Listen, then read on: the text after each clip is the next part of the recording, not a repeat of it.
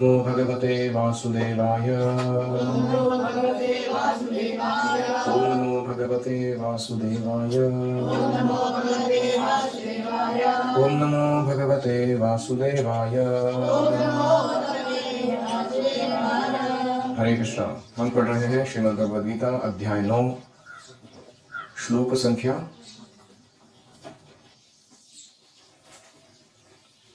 32। पूरा नहीं हुआ। मां हि पार्थमिपाश्रित्य येऽपि स्योपापयोनयः स्त्रियो वैश्यास्तथा शूद्रास्तेऽपि यान्ति परां गतिम्।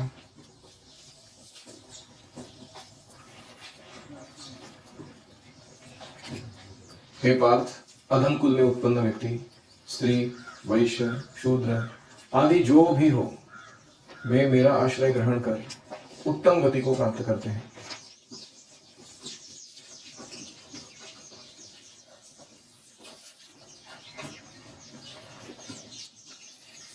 श्रीमद् भागवत में जब कृष्ण हस्तिनापुर से द्वारका में पुनः आ रहे हैं, वापस प्रवेश कर रहे हैं, तो ऐसा वर्णन आता है कि द्वारका की जो वेश्याएं थी, गणिकाएं, वो कृष्ण के स्वागत के लिए सामने आई। भागवत में वर्णन है।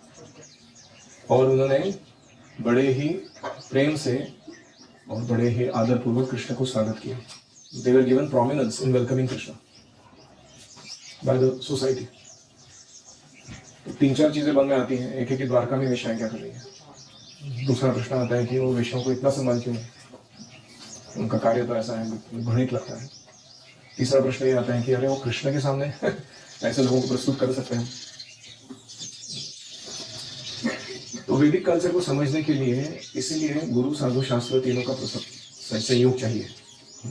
अगर गुरु नहीं है, साधुओं से हमने सुना देखा नहीं है, हम नहीं समझ पाएंगे कुछ सूक्ष्म चीजों को अपने जीवन में।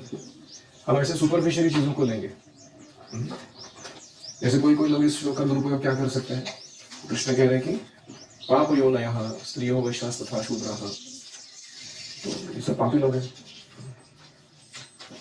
तो कृष्ण क्या कह रहे हैं, ते अपि स्युः, वे भी प्राप्त कर सकते हैं क्या, पराम गतिम, हाईएस्ट डेस्टिनेशन।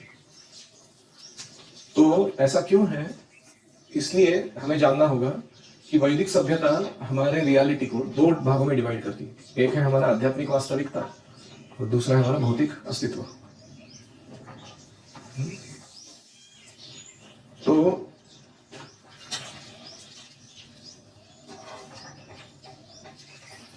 जो अपने अस्तित्व में धर्म पालन करता है, उसका अस्तित्व उसे सुखी रखता है, और जो अस्तित्व में होते हुए धर्म पालन नहीं करता, उसका अस्तित्व उसे दुख देता है।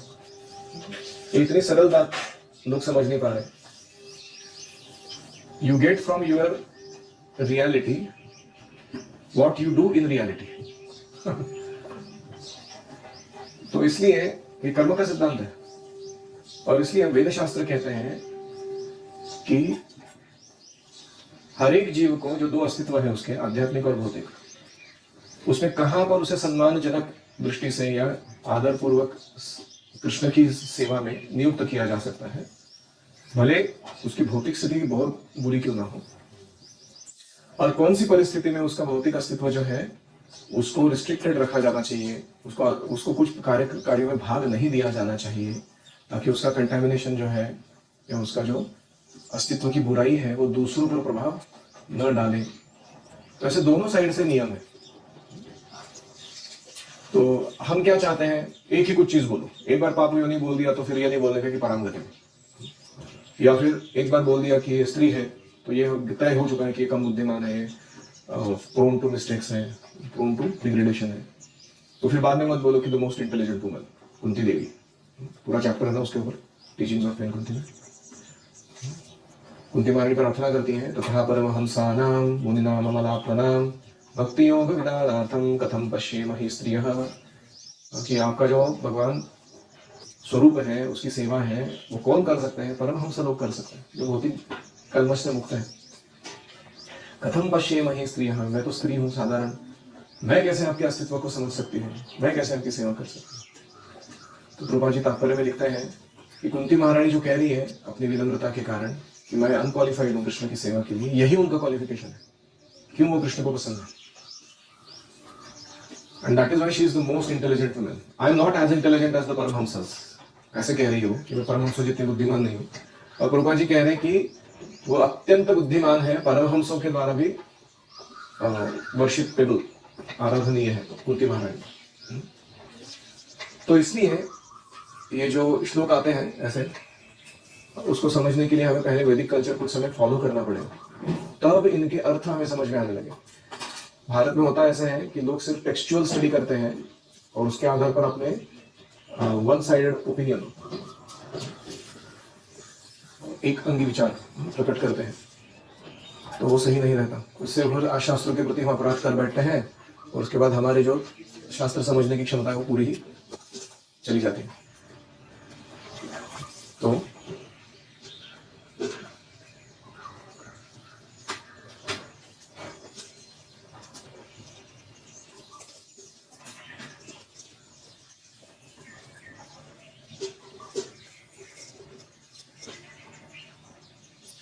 उसके उदाहरण बहुत है शास्त्रों में कि पाप यो नया अभी पराम गति को चले गए। सबसे फेमस उदाहरण है नारद मुनि ने मृगारी को कैसे उद्धार किया।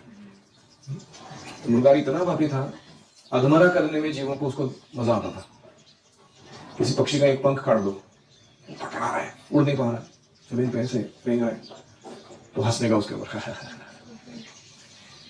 तेरा जीवन मरण मेरे हाथ में है।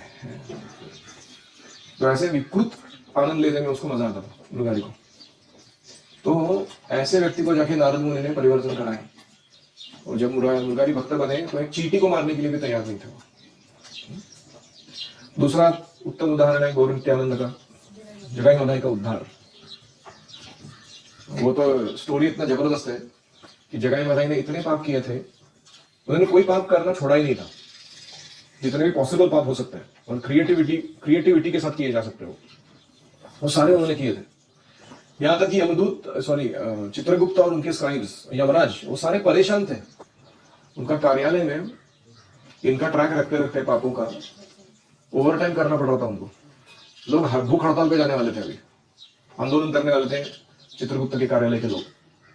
क्या ओवर इतना काम करवा रहे हो हमसे आप, ये दोनों का ही ट्रैक रखना मुश्किल हो रहा है हमको।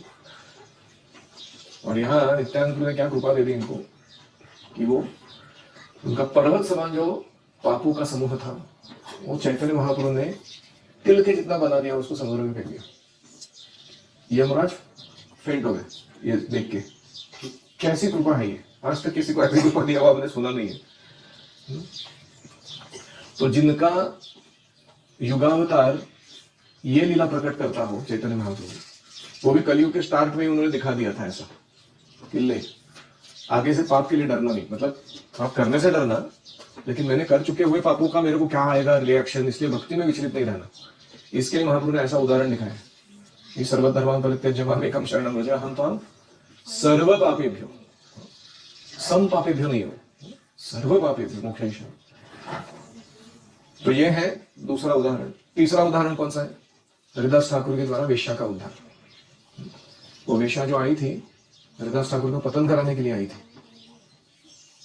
लेकिन हरिदास ठाकुर ने 3 दिन उसको लगातार हरिनाम सुनने के लिए ट्रिक किया, बाध्य किया। और 3 दिनों के अंत में, तो पहले दिन शायद उसने अपराधिक का नाम सुना, दूसरे दिन नामाभास, तीसरे दिन शुद्ध नाम, पूरा शुद्ध हो गई वो वैश्या नाम सुनते सुनते शुद्ध भक्त के मुख से, और उसको पूरा जीवन बदल गया।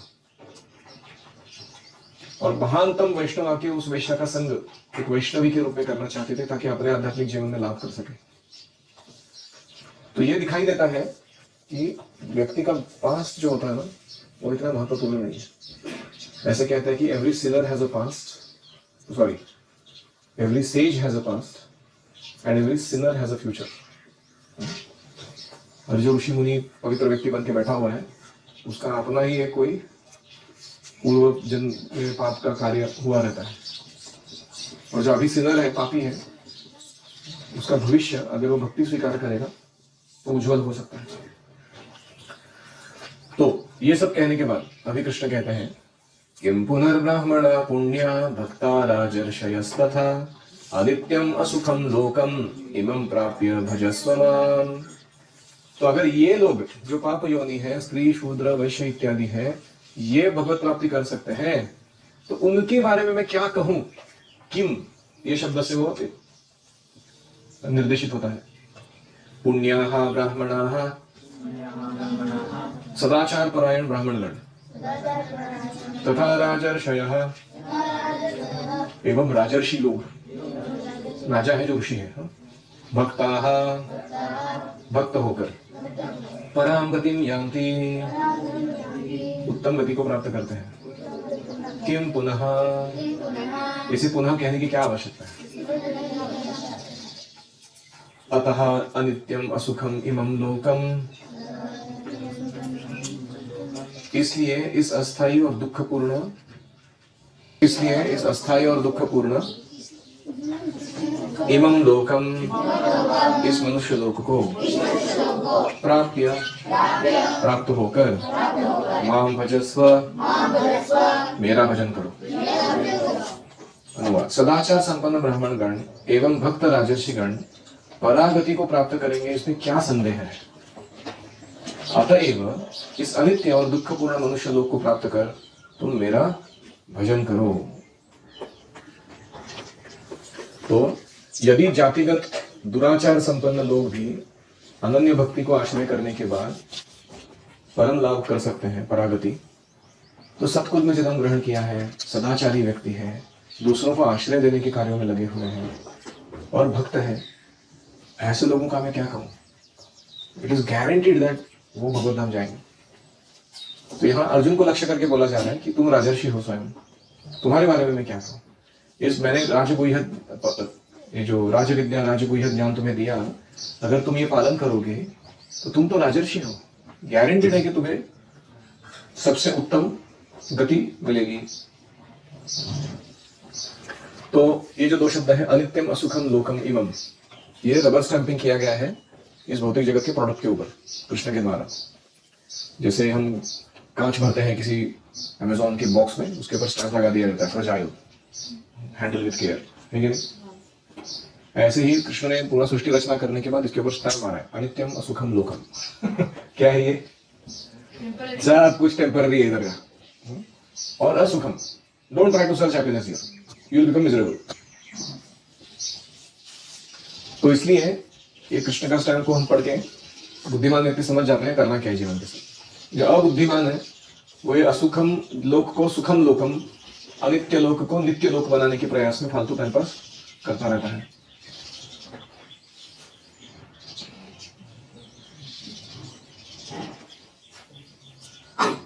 तो इस श्लोक में गौर करने की बात यह है कि इस भौतिक संसार को परिवर्तनशील, अनित्य, नश्वर या दुखमय घोषित तो किया गया है, लेकिन इसको मिथ्या नहीं कहा गया है। कुछ दार्शनिक लोग, फिलोसोफर्स क्या कहते हैं? ब्रह्म सत्यम जगन मिथ्या, जो शंकराचार्य के फॉलोअर्स होते हैं, कि ये जगत ही मिथ्या है, ये इल्यूजन है, ये अस्तित्व में ही नहीं है, ऐसा वो मानते हैं। लेकिन ये सही नहीं है, ये उनका विचार गीता के सिद्धांत के विपरीत है।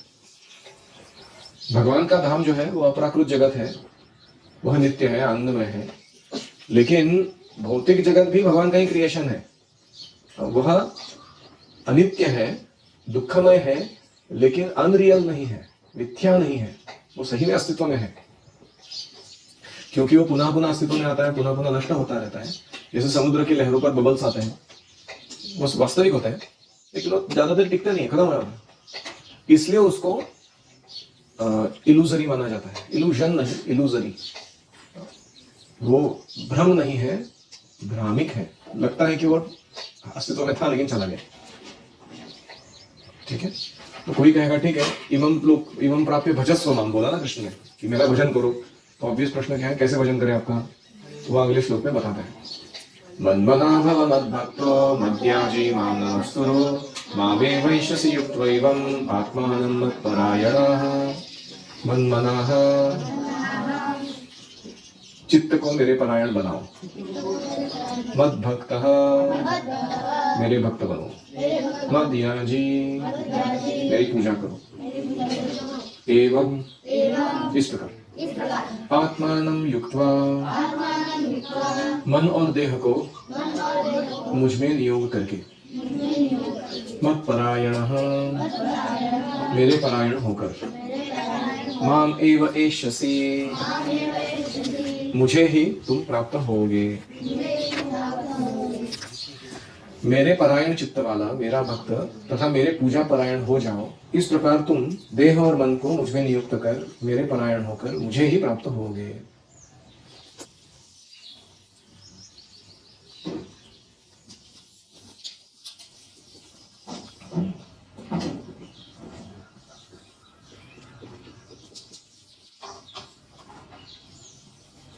प्रभुपाद जी का भाषांतर, अपने मन को मेरे नित्य चिंतन में लगाओ, मेरे भक्त बनो, मुझे नमस्कार करो, मेरी ही पूजा करो।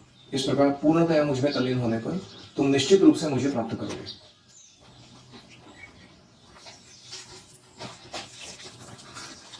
तो ये जो श्लोक है, ये middle of the Bhagavad Gita श्लोक है, 700 श्लोकों का सेंटर श्लोक। तो ये श्लोक जो है महाभारत का भी सेंटर श्लोक है। महाभारत में 1,10,000 श्लोक है और उनका भी सेंटर ये एक श्लोक है। व्यासदेव ने ऐसी रचना क्यों की होगी? सारा इसे बताने के लिए। पूरे महाभारत का या पूरे भगवद गीता का जो केंद्र है उसमें ये श्लोक रखा गया है कि अल्टीमेट जो इंस्ट्रक्शन है भगवद गीता की वो क्या है, अल्टीमेट जो पर्पस है पूरे महाभारत का वो क्या है, ये बताने के लिए। इस श्लोक से स्पष्ट इंगित है कि कल्मशग्रस्त भौतिक जगत से छुटकारा पाने के लिए एकमात्र साधन कृष्ण भावनामृत है। कपटी भाष्यकार इस स्पष्ट कथन को तोड़ मरोड़ के बताते हैं। लोग क्या करते हैं, भगवद गीता को कुछ अलग ही तात्पर्य देते हैं। Gita for management, Gita for health, Gita for good relationships, वो सब ठीक है लेकिन वो मेन इसेंस नहीं है। तो इसलिए ऐसे जो कमेंटेटर्स हैं, भाष्यकार हैं, जो ऐसे तोड़ मरोड़ के अर्थ प्रस्तुत करते हैं, वो भगवद गीता के पढ़ने वालों का ध्यान किसी और बात की तरफ आकर्षित कर देते हैं जो भगवद गीता का मेन इंस्ट्रक्शन नहीं है। तो जैसे मैं उदाहरण दिया था, एक बार हमारे एक आयुर्वेदाचार्य को बुलाया था हमने ब्रह्मचारी को ट्रेनिंग देने के लिए, और वो आते जाते लेफ्ट राइट को भगवद गीता कोट कर रहे थे। जो भी पॉइंट रख रहे थे हेल्थ के बारे में या दिनचर्या के बारे में, जो स्कूटिंग भगवद गीता ने कहते थे। तो हमको लगा अरे तो बड़ा पंडित है। हमने पूछा आपके हिसाब से भगवद गीता का सबसे महत्वपूर्ण सार क्या है, इसेंस क्या है? तो हमको लगा था कि वही वंदना भवन भक्त बोलेंगे या फिर सर्वधर्मान परित्याज्य वो श्लोक बोलेंगे, कम से कम उन्होंने यत् करोषि दशना से बोलोगे। उन्होंने कहा आयु सत्व बलारोग्य सुख प्रीति विवर्धना रस्याः स्निग्धाः स्थिराः हृद्याः आहारः सात्विक प्रिय। सात्विक लोगों को कैसा आहार प्रिय होता है? जो आयु बढ़ाता है, बल बढ़ाता है, सत्व चेतना को शुद्ध करता है, आरोग्य रोग प्रतिकारक शक्ति बढ़ाता है, और जो रस्य रसभरा स्निग्ध स्थिर और प्लीजिंग टू द हार्ट हृदय ऐसा होता है। ये भगवद गीता का इसेंस है, समझ लो। हमारे बुद्धनाचार्य को बड़ा प्रेम निराश हुआ था। Everybody looked at each other said what is this, क्योंकि उनके अध्ययन के अनुसार आयुर्वेद या हेल्थ साइंस का वो इसेंस था। लेकिन क्या वो भगवद गीता उसके लिए लिखी गई है केवल ये सिखाने लोगों के लिए कि तुम सब सात्विक आहार खाओ? तो जो लोग सात्विक आहार खा रहे हैं लेकिन ये भगवद गीता का कोर इंस्ट्रक्शन फॉलो नहीं कर रहे, मनमना भवन भक्तो, उनका क्या हश्र होने वाला है?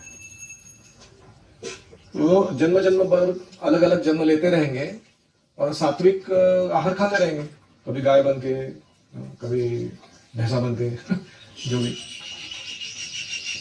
तो इसीलिए we should not take people's attention away from the main thing.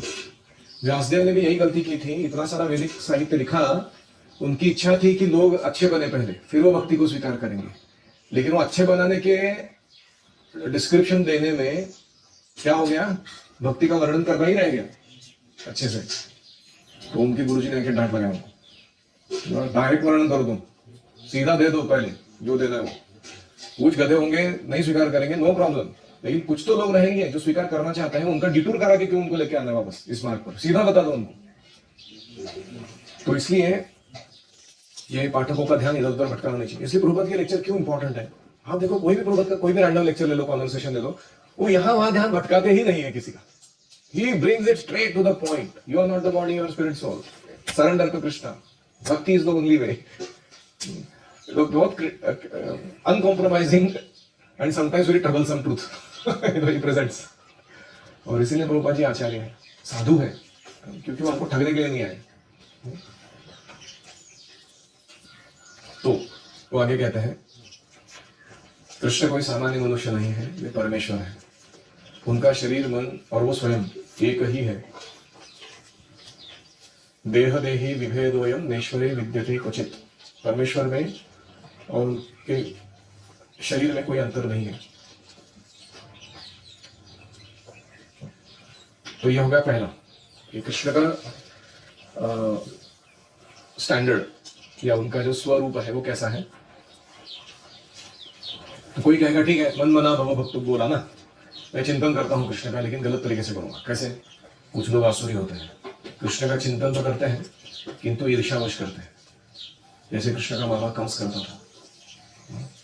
वो निरंतर चिंतन करता था कृष्ण का, लेकिन शत्रु रूप में सोचता था उसके बारे में। लेकिन प्रॉब्लम यह था, उसके कारण वो चिंताग्रस्त था और वो हमेशा सोचता था कि कब आके कृष्ण मेरा वध कर दे, पता नहीं। तो ऐसे चिंतन से हमारा कोई लाभ नहीं होगा। मनुष्य को चाहिए कि प्रेममयी भक्ति से उनका चिंतन करें।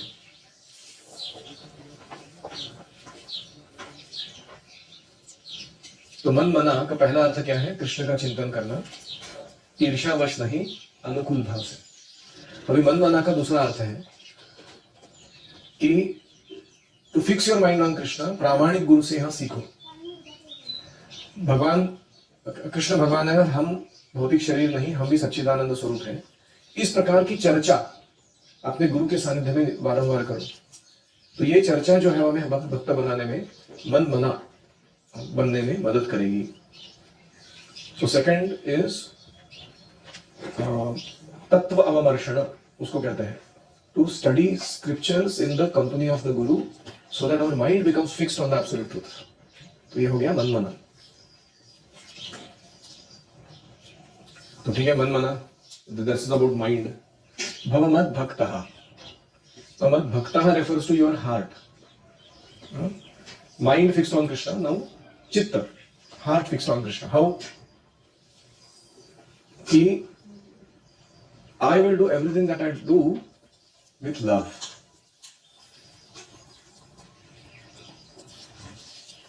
I think we will take longer to explain this. हम कल करते हैं इसको जारी। ये 4 पॉइंट्स है अलग अलग। मन मना, फिक्स योर माइंड, मद भक्तः, गिव योर हार्ट, मद याजी, engage your senses, specially the objects of this world, engage them in my service, and मान नमस्कुरु, full body dandavat, offer your ego to me. तो काया वाचा मनसा अहंकार और सारे भौतिक पदार्थ कैसे कृष्ण की सेवा में लगाने, ये बताने वाला ये इंस्ट्रक्शन है। तो कल वापस से इसका सेपरेशन देखेंगे हम। किसी का कोई प्रश्न है?